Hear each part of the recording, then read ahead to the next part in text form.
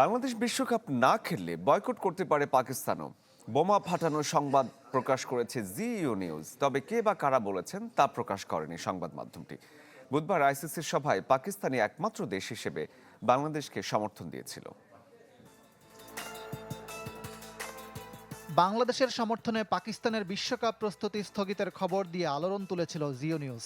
4 দিনের ব্যবধানে আবারও তাদের শিরোনাম, বাংলাদেশ বিশ্বকাপ বর্জন করলে বয়কট করতে পারে পাকিস্তানও। সিনিয়র সাংবাদিক সোহেল ইমরান দেশটির এই ভাবনার খবর প্রকাশ করেছেন। রেইনবো অলরাউন্ডার এক্সটেরিয়র পে বাড়ির বাহিরের দেয়ালের সুরক্ষা নিয়ে থাকুন নিশ্চিন্ত, সাথে পাচ্ছেন 10 বছরের ওয়ারেন্টি। যথারীতি কারো বক্তব্য বা নাম নেই, সোর্স বা সূত্রের বরাত দিয়ে করা হয়েছে। তবে পিসিবির সিদ্ধান্তে এখন আর আটকে নেই তা।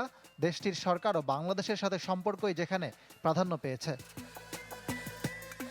পাকিস্তানের উপপ্রধানমন্ত্রী ইসাকদারের সাথে সম্প্রতি জেদ্দায় ইসলামিক দেশগুলোর পররাষ্ট্রমন্ত্রীদের সম্মেলনে কথা হয়েছে পররাষ্ট্র উপদেষ্টা তৌহিদ হোসেনের।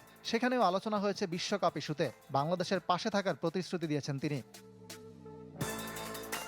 বুধবার আইসিসির বোর্ড সভায় বাংলাদেশের পক্ষে যে একটি দেশ ছিল সেটি পাকিস্তান। 14-2 ভোটে হেরে গেলেও বন্ধুত্বের প্রমাণ মিলেছে সেখানে। ইকরাম হোসাইন, চ্যানেল 24।